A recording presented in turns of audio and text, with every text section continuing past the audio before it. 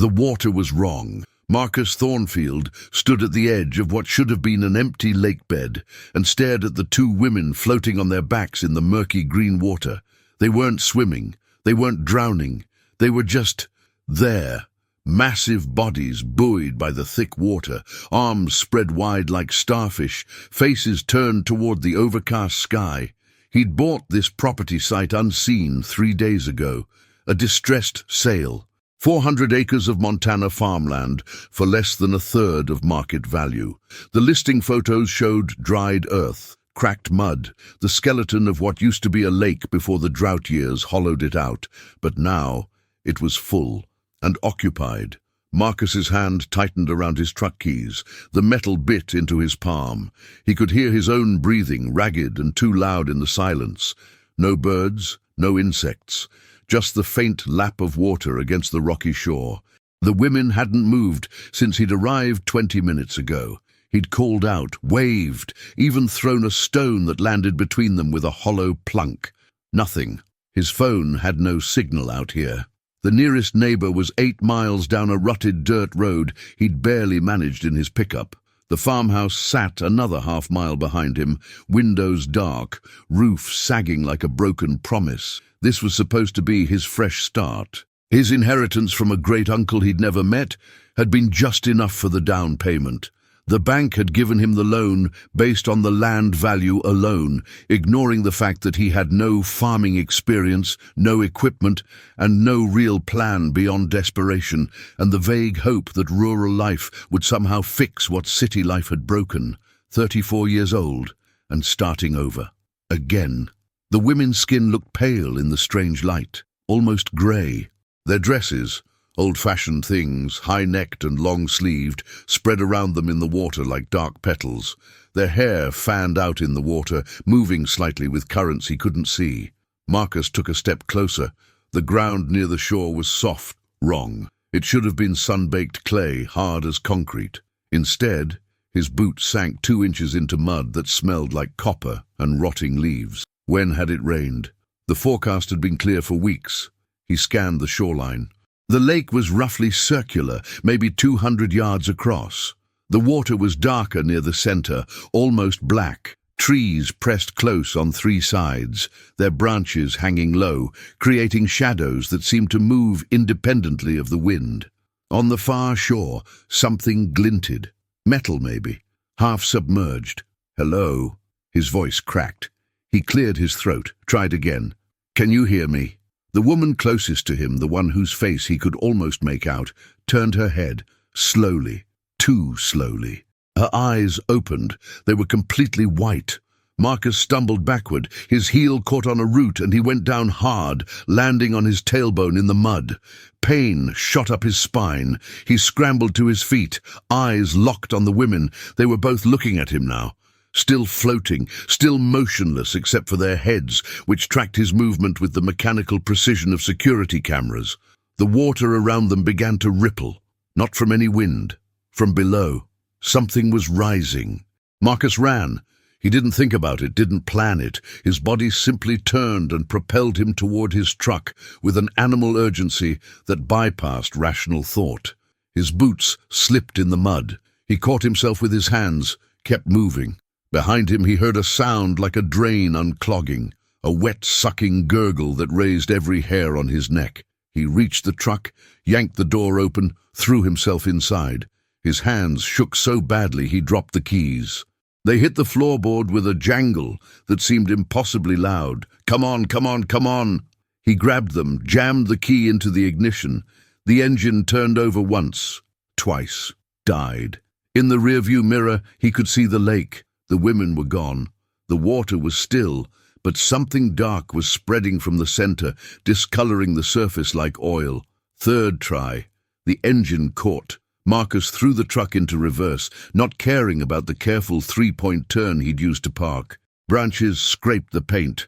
The back wheel hit something solid, a rock or a stump, and the whole vehicle lurched. He shifted into drive and pressed the accelerator to the floor. The truck fishtailed in the soft ground, found purchase, shot forward down the overgrown path that passed for a driveway. Marcus didn't slow down until he reached the main road, and even then his hands wouldn't stop shaking. He pulled over on the shoulder, killed the engine, and sat in the sudden silence. His great-uncle had owned this land for 60 years, had died in the farmhouse 6 months ago. The executor had been eager to sell, had practically begged Marcus to take it. What had the old man known, and why had he left it to Marcus? Marcus didn't go back for 3 days. He checked into a motel in Millbrook, the nearest town, and spent his nights lying awake in a room that smelled like cigarettes and pine cleaner. During the day, he drove the main streets, learning the layout of his new community. Population 2,347. 1 grocery store, 2 churches, a diner where the coffee was burnt and the waitress called everyone hon. He needed supplies anyway. Basics. Food, cleaning products, tools. He'd sold almost everything before leaving Seattle, had driven cross-country with nothing but clothes and a laptop that barely worked.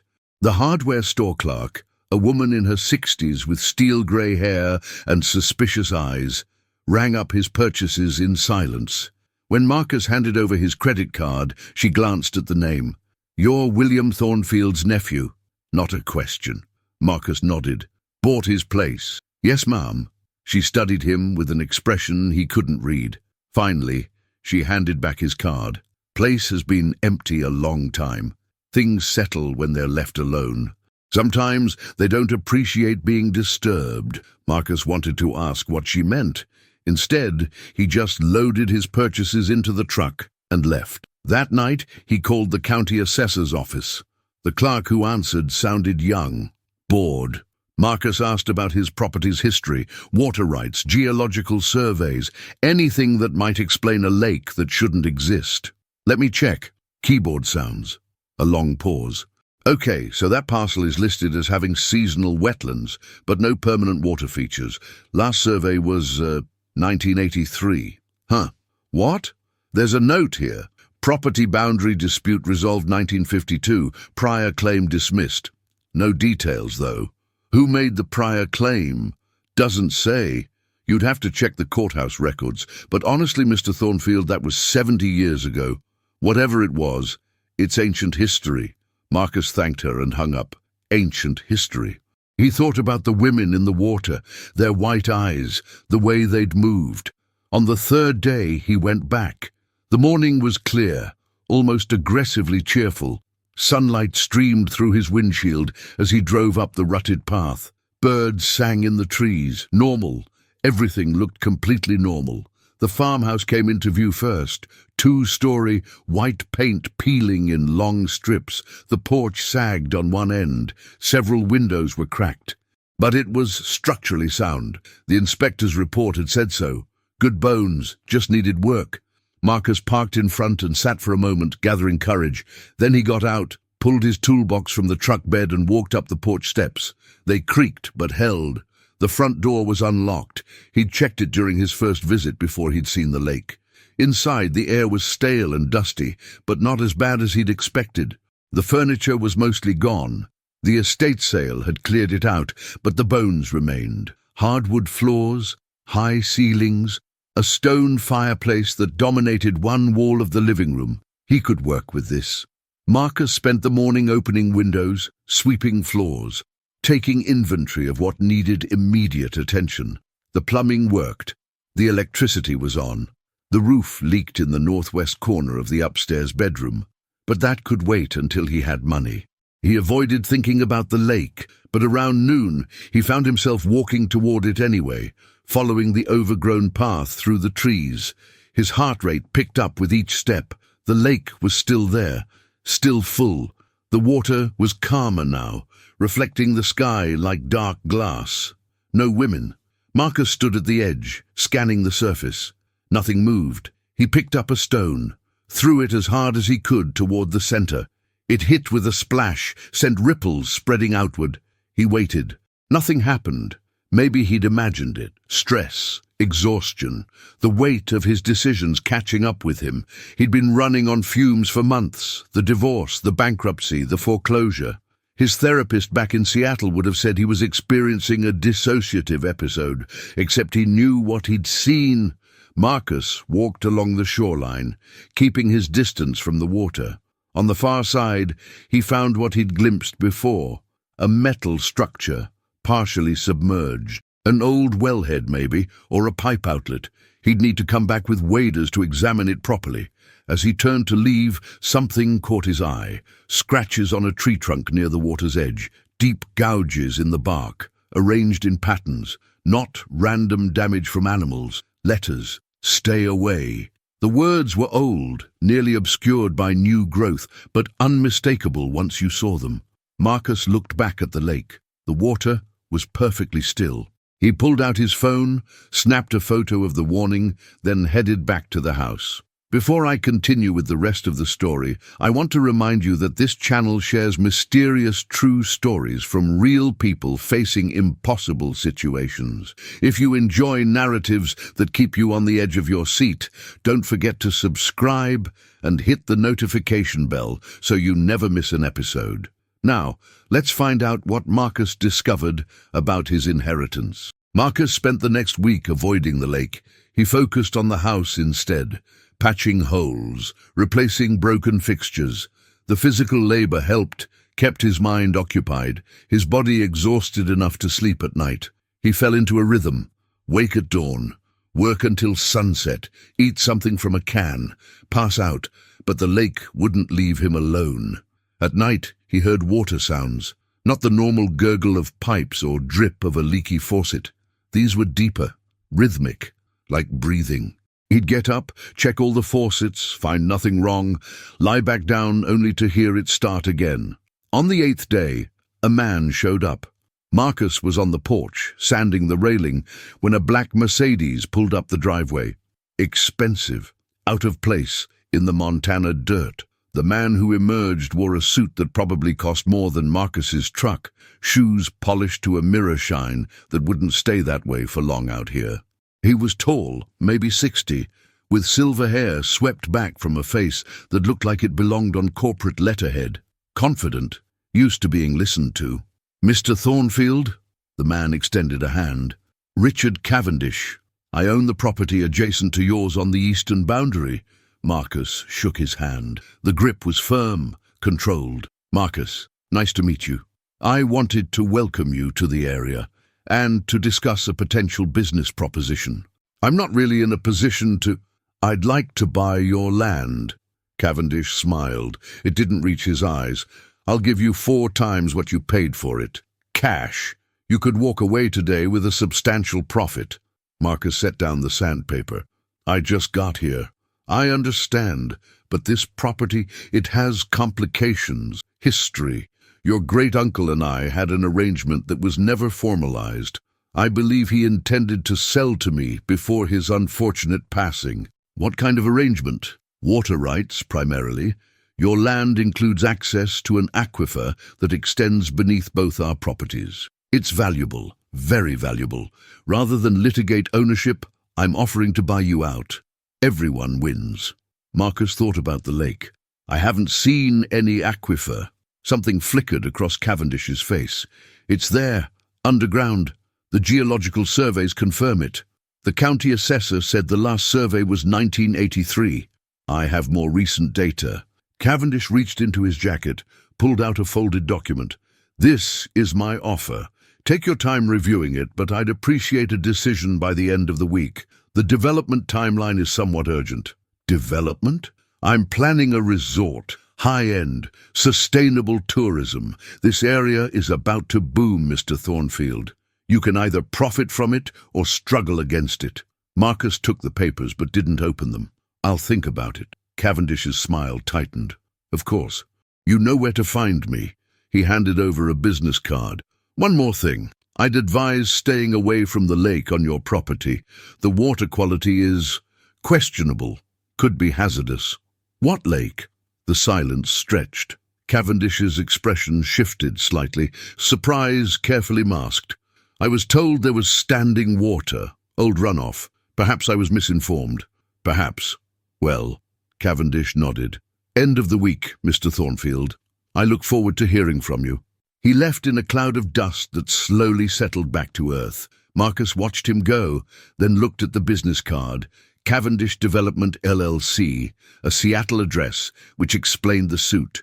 The offer was still folded in his other hand. He opened it. $400,000. For land he'd bought for $97,000. Marcus sat down on the porch steps, paper trembling slightly in his hands. That money would solve everything, every problem, every debt. He could start over somewhere else, somewhere without lakes full of pale women and neighbors who warned him about water. He read through the contract, standard boilerplate mostly, except for one clause that gave Cavendish immediate access to all water features underground or surface upon closing. So he did know about the lake, and he wanted it badly enough to pay a premium. Why?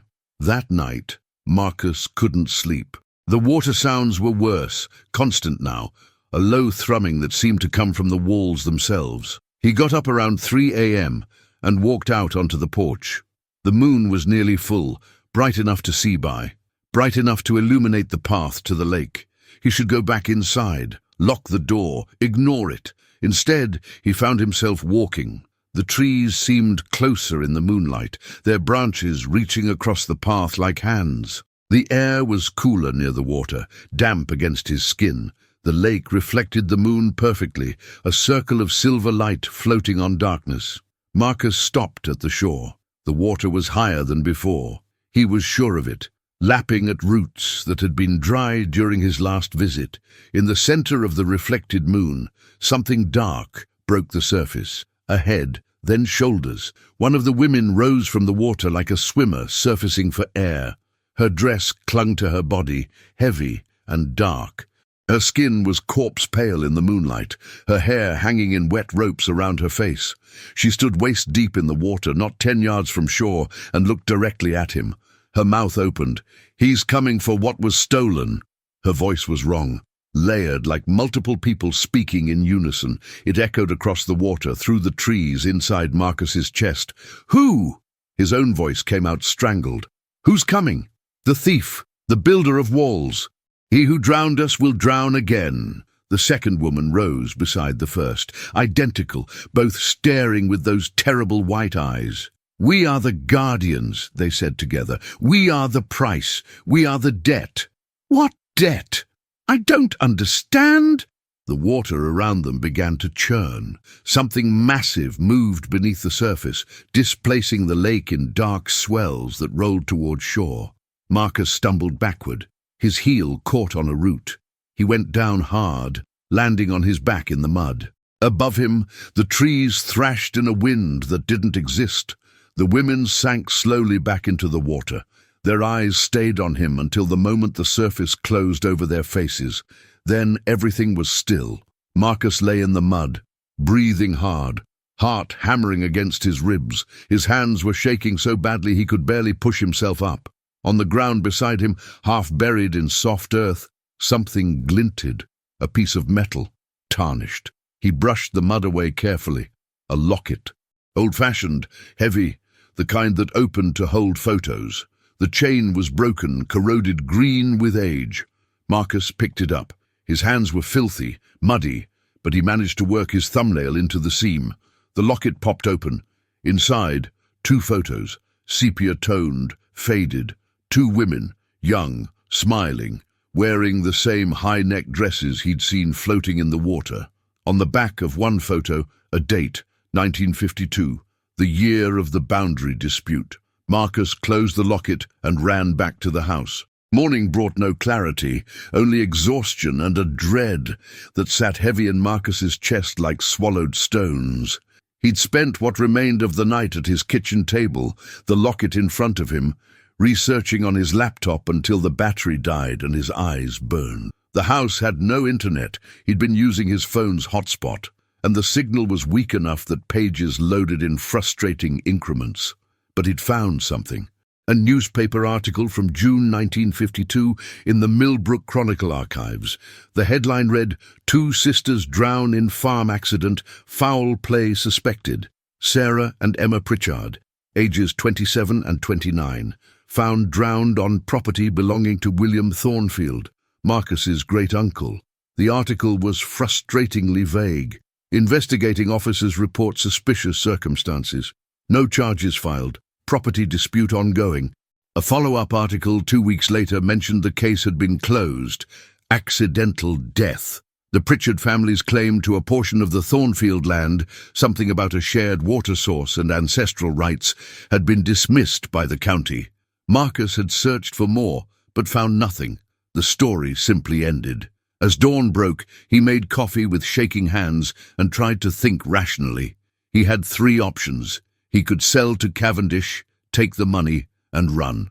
He could stay and ignore the lake, pretend it was some elaborate hallucination, or he could dig deeper. The third option was insane. The smart move was obvious, but Marcus had never been good at smart moves. He finished his coffee, grabbed a shovel from the shed and headed back to the lake.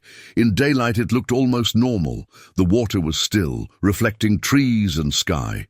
No pale women, no churning depths, just a lake where a lakebed should be. Marcus walked to the spot where he'd found the locket.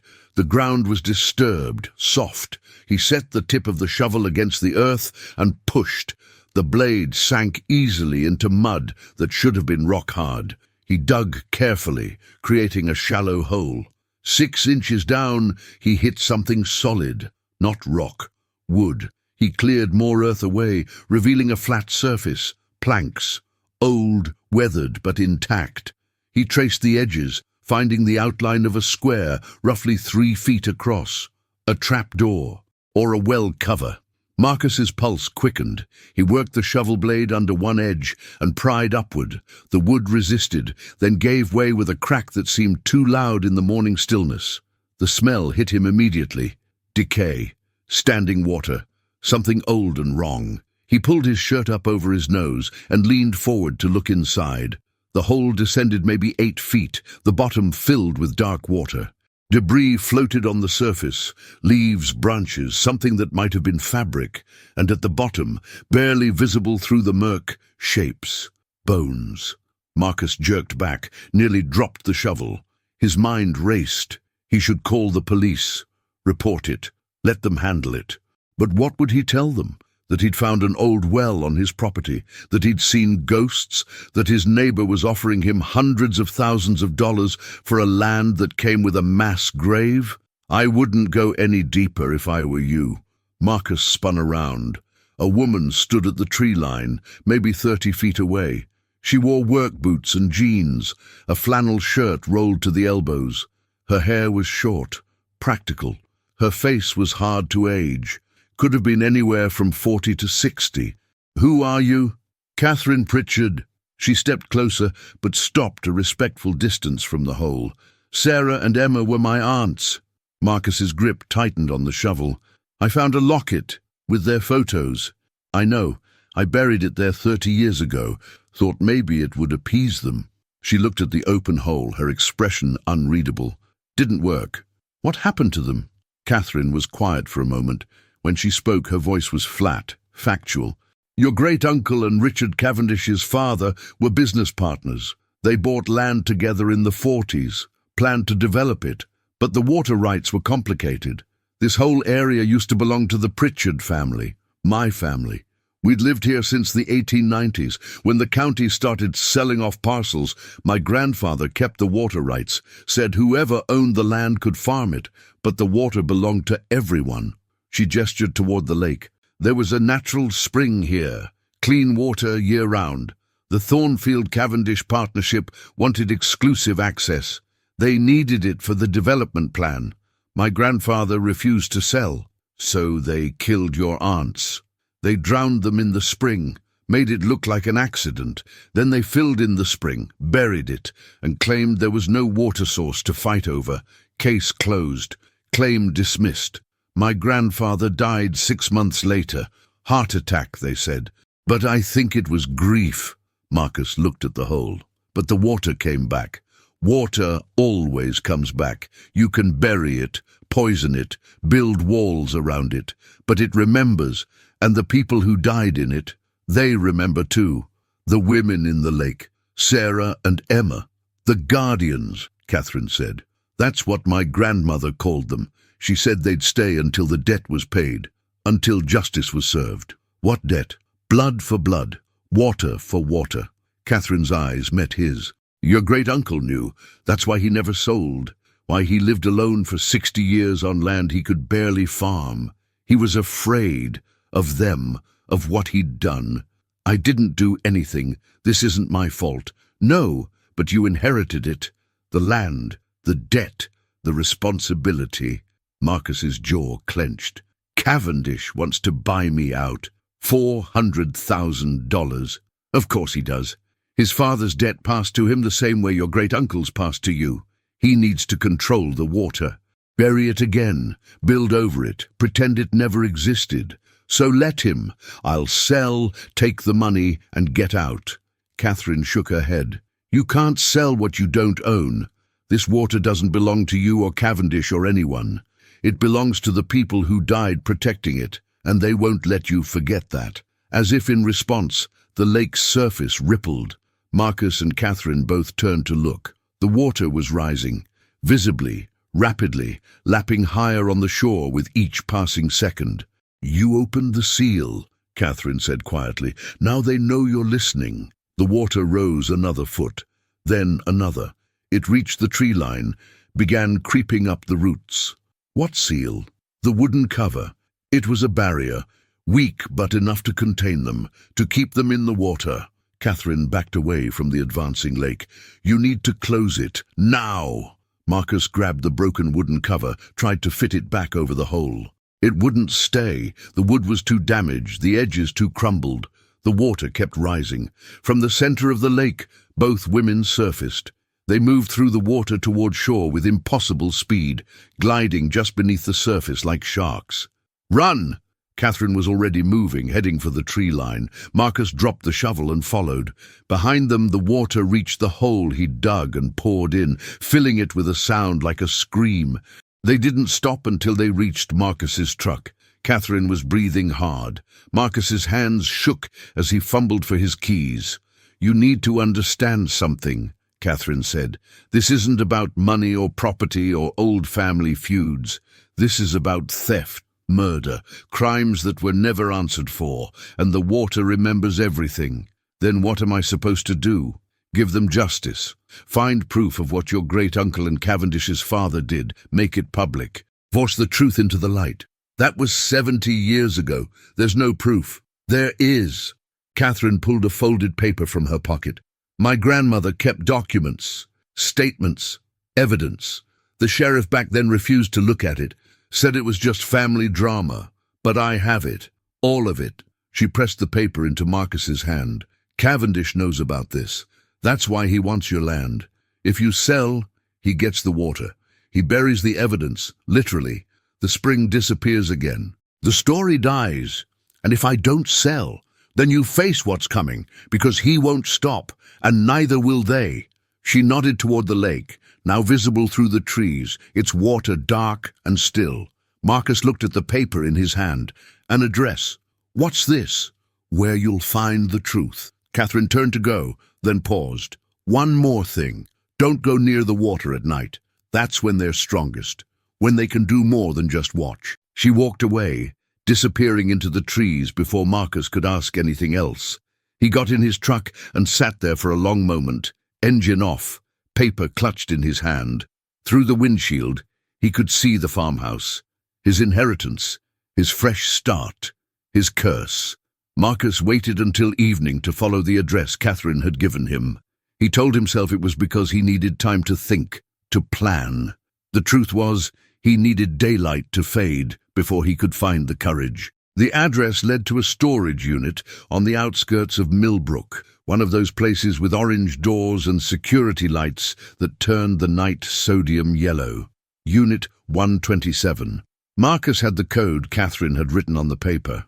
The lock clicked open. He rolled up the door. Inside were boxes, dozens of them, stacked floor to ceiling, labeled in faded handwriting. Newspaper clippings, legal documents, photographs.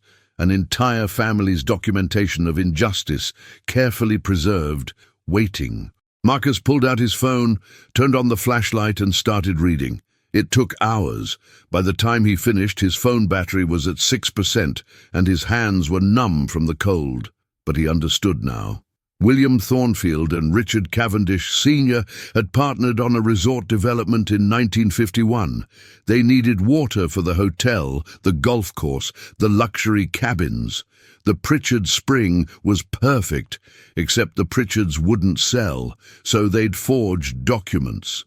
Made it look like the water rights had been transferred.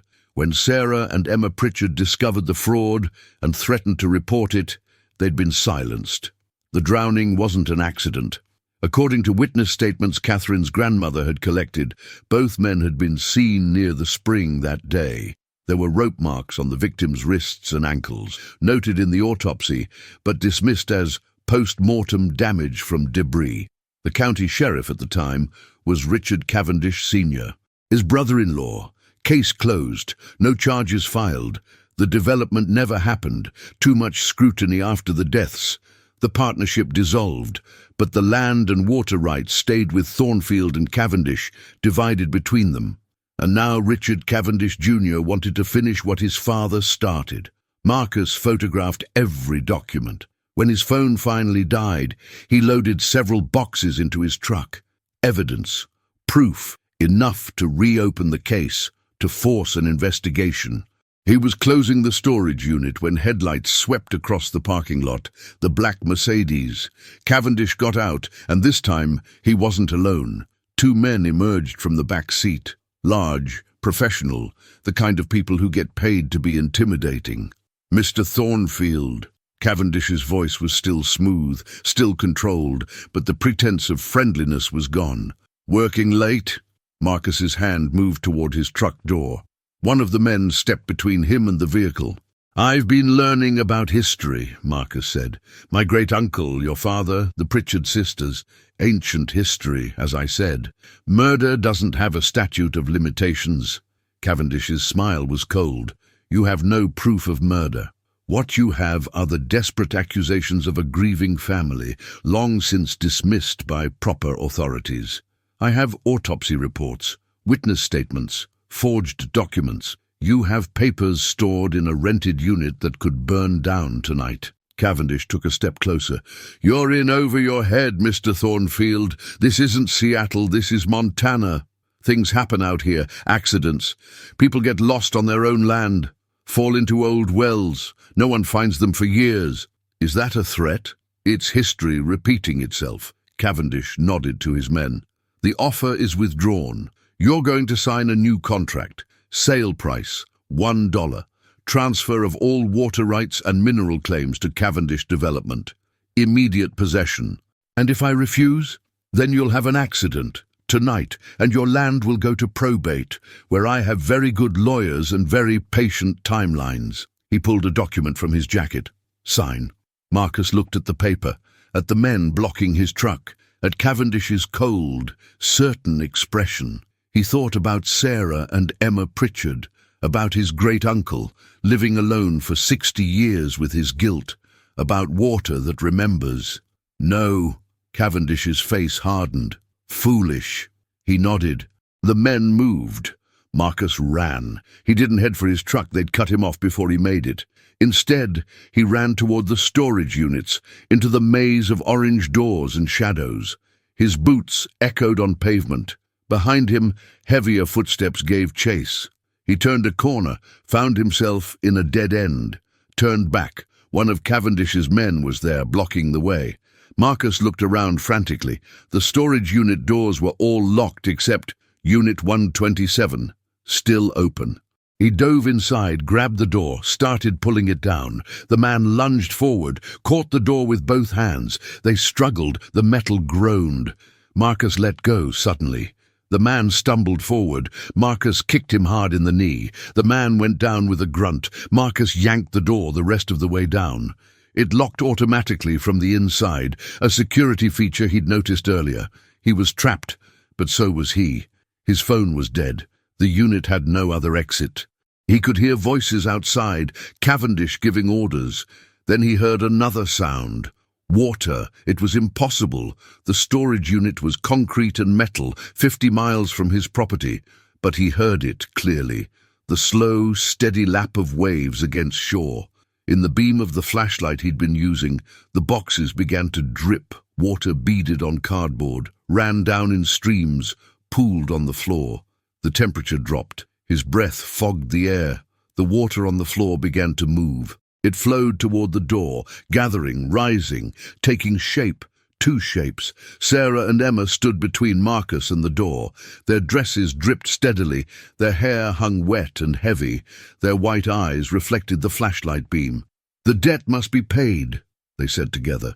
Their voices were everywhere, in the walls, in the water, in Marcus's chest. "I'm trying," Marcus said. His voice shook.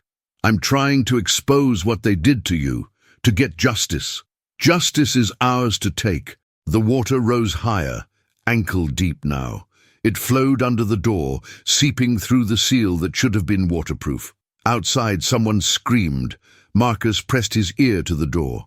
He heard shouting, running footsteps, a car engine, squealing tires, then silence. The water in the unit began to recede. The sisters faded, their forms dissolving back into ripples and drops. Marcus waited 5 minutes, then 10. Finally, he unlocked the door from inside and rolled it up. The parking lot was empty, except for his truck. The Mercedes was gone. Puddles dotted the pavement, leading away into the darkness. And in one puddle, illuminated by the security lights, something floated. A business card. Richard Cavendish. The ink was smeared, bleeding, but the card itself was torn, shredded, as if something with claws had ripped it apart. Marcus walked to his truck on shaking legs. The boxes of evidence were still in the bed, untouched. He drove back to the farmhouse, with his hands white-knuckled on the wheel. Morning brought news. Marcus heard it at the diner in Millbrook, where he'd gone for coffee, and the comfort of people who couldn't drown him. The story was already spreading through the small town with the speed of wildfire. Richard Cavendish had been found at dawn, wandering Highway 12 in a state of shock. His Mercedes was discovered abandoned near the storage facility, doors open, interior soaked with water despite no rain. His 2 employees were missing. By noon, Cavendish was in the hospital, sedated, muttering about pale women and water that wouldn't stop rising. By evening, Marcus had contacted Catherine Pritchard and a journalist from Billings who specialized in cold cases. The evidence from the storage unit was irrefutable, enough to force the county to reopen the investigation into the Pritchard sisters' deaths, enough to expose the corruption, the forged documents, the covered-up murder. It wouldn't bring Sarah and Emma back, but it would tell their story, make their names remembered, give them what had been denied 70 years ago, recognition of the truth. 2 weeks later, Marcus stood at the shore of the lake. The water was receding slowly, revealing the muddy bottom. The spring was visible now, a dark opening in the earth, stone-rimmed, ancient. Clean water bubbled up from underground, flowing into the lake and out through a channel that led toward Pritchard Land. The county had ruled that the water rights belonged to the Pritchard Family Trust. Catherine would manage them, public access, shared resource, the way it always should have been. Marcus had refused Cavendish's money and kept his land.